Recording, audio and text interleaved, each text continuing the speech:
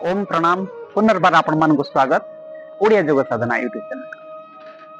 आज आसतु जानिबा आ गोटे परिवार विषय जो परिवार ना पोटल पोटल तो साधारणतः बर्तमान सब ऋतु आमको मिल जाउची।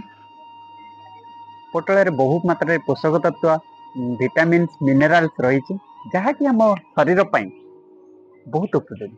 आसतु जानिबा कौन कौन ए विटामिन मिनरल्स रही आ कौन आम शरीर पर उपयोगी।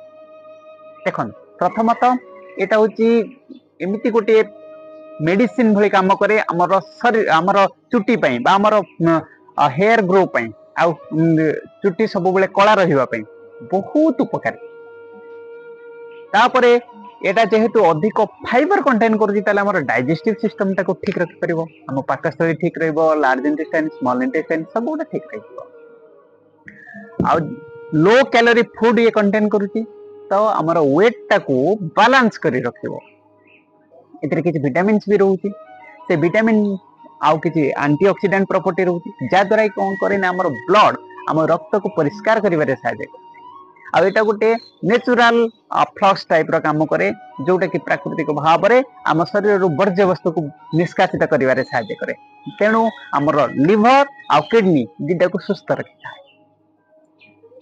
आ जेहेतु इथरे मैग्नीशियम पोटेशियम रहुची तो से कौन करे ना आमर बैड कोलेस्ट्रॉल जोटा आम शरीर रे थाए ताकू डिस्ट्रॉय कर दे थाए जा द्वारा कि आमर हृदय को आमर हार्ट को ठीक रखिबारे सहायता करि थाए।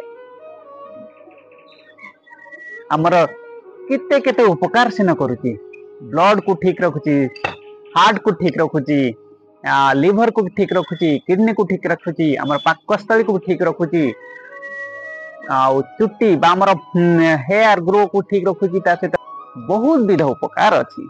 आसंतु आमे एई परिवाटी को सेवन करिबा, सुस्थ रहइबा। हां आपण माने जदी एई पोटल बाई जे कोनोसी परिबा को आमे ऑर्गेनिक परिबा पायांती तले सेटा बहुत उपयोगी हबो, बहुत लाभप्रद हबो।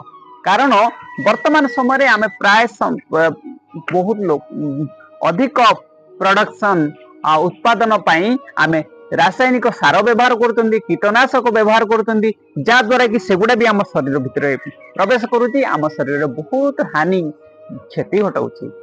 आमे चेष्टा करिबा ऑर्गेनिक खाद्य खाइबा, ऑर्गेनिक परिबा को ग्रहण करिबा, आम शरीर को सदा सर्वदा सुस्थ रे रखिबा, फुर्तिला रखिबा आउ शांति रे रहिबा। मोर ए चैनल को आपण माने लाइक कमेंट एंड सब्सक्राइब कर नियंतु। जदि मन रे कोनोसी प्रश्न अछि ताले कमेंट माध्यम रे जणांतु, मु तार उत्तर रखिबा पई चेष्टा करिबी। धन्यवाद। सर्वे भवन्तु सुखिनः, सर्वे सन्तु निरामय, सर्वे भद्राणि पश्यन्तु मा कश्चित् दुःखभाग् भवेत्। ओम शांति शांति शांति।